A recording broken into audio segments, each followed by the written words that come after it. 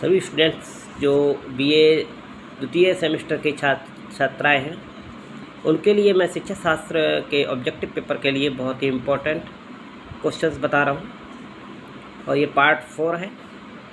इसमें मैं आपको बता रहा हूँ मैकाले ने कौन सी भाषा को शिक्षा का माध्यम बनाने की कोशिश की। क्योंकि मैकाले अंग्रेज थे तो अंग्रेजी शिक्षा को इन्होंने प्राथमिकता दी, तो इसमें आंसर जो होगा वो अंग्रेजी होगा। वुड घोषणा पत्र 1854 में हुआ था। तो 18 का 1 और 8 9 होता है और 54 का भी 5 और 4 9 होता है। तो इस तरीके से याद रखना कि 1854 में हुआ था। शिक्षा नीति 1854 किसने तैयार की थी? तो ये ब्रिटिश सरकार के द्वारा तैयार की गई थी और इस बात को आप अच्छी तरह से याद रखिएगा। और घोषणा पत्र क्या कहलाता है? वुड का घोषणा पत्र कहलाता है। ये संसद द्वारा ईस्ट इंडिया कंपनी का जो आज्ञा पत्र आया करता था वो कितने साल पर आया करता? हर 20 पे आता था। तो इसे कहेंगे 20 वर्ष का टाइम इसमें उन्होंने मांगा। कितने वर्षों बाद इसका पुनरावर्तन होता था? तो कहोगे 20 वर्ष। भारत को आधुनिक शिक्षा का जन्मदाता किसे कहते हैं?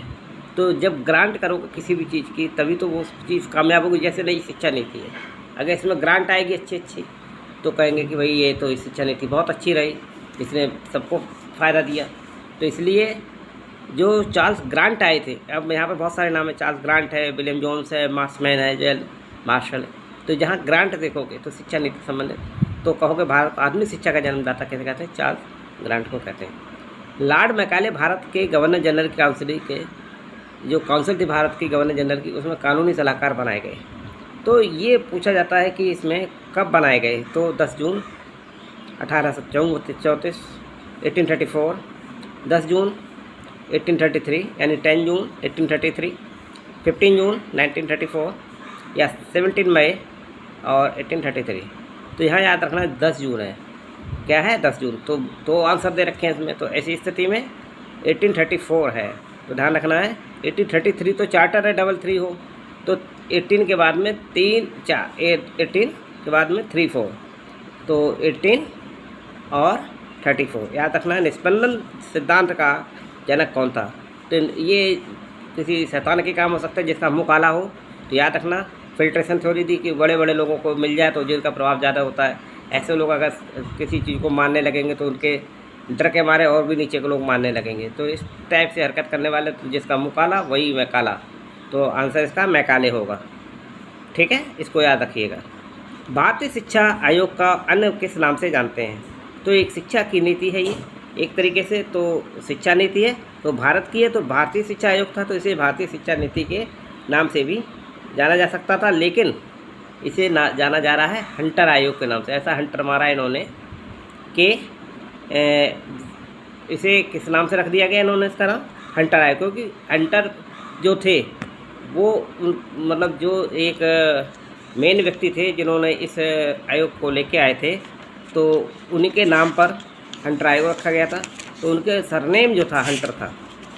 तो मैं उनका आपको नाम दे रहा हूँ कि किसके द्वारा ये दिया गया था। बहरहाल इसको हंटर आयोग कहेंगे। ये एक ऐसा हंटर था जो शिक्षा नीति से संबंधित बात थी, परंतु इसको नाम शिक्षा नीति न रखे इन्होंने हंटर आयोग रखा था।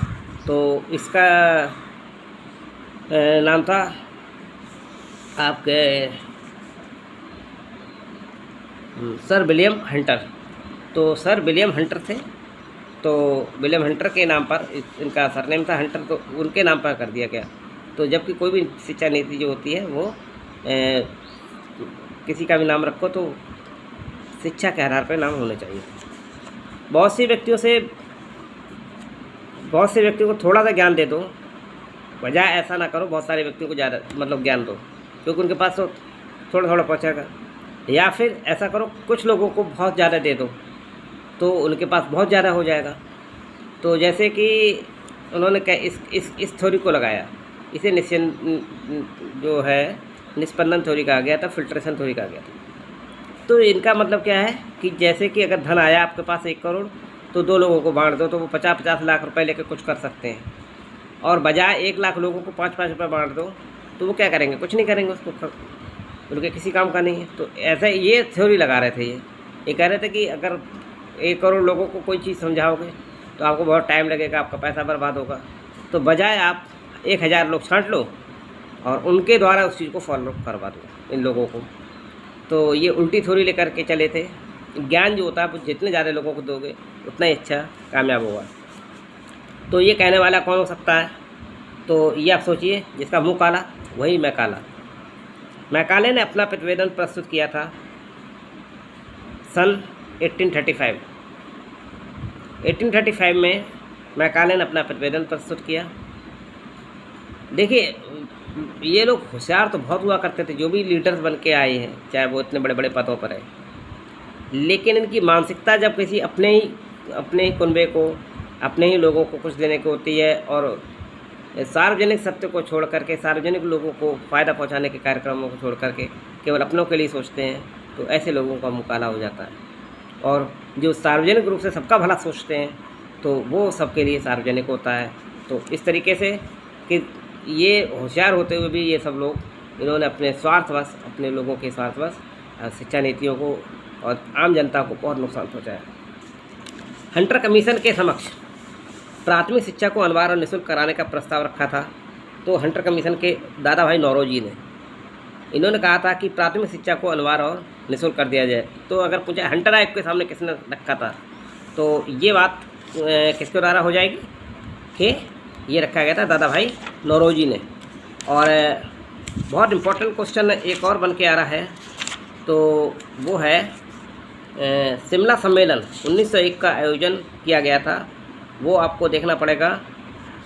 शिमला लॉर्ड कर्जन के द्वारा शिमला आयोजन हुआ था 1901 में। बोर्ड का आज्ञा पत्र 1854 में तो हुआ था, 1854 में, लेकिन वो दिन कौन सा था? तो ये आपको रखना है 19 जुलाई, 1 और 9, यानी कि 19 जुलाई, 1 और 9 10 होता है।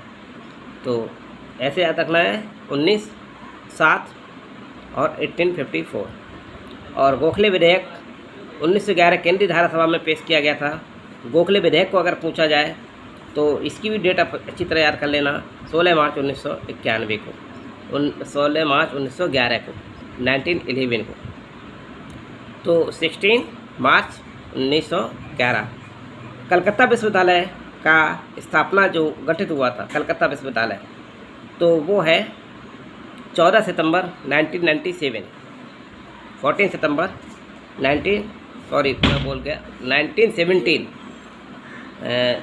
14 सितंबर 14 और 9 1917 में। कलकत्ता विश्वविद्यालय के अध्यक्ष कौन थे? तो कलकत्ता विश्वविद्यालय के अध्यक्ष थे डॉक्टर माइकल सैडलर। और बेसिक शिक्षा को अन्य किस नाम से जानते हैं हम? तो नई तालीम, बर्दाश्त शिक्षा योजना, बुनियादी शिक्षा योजना, ये सभी आंसर सही है।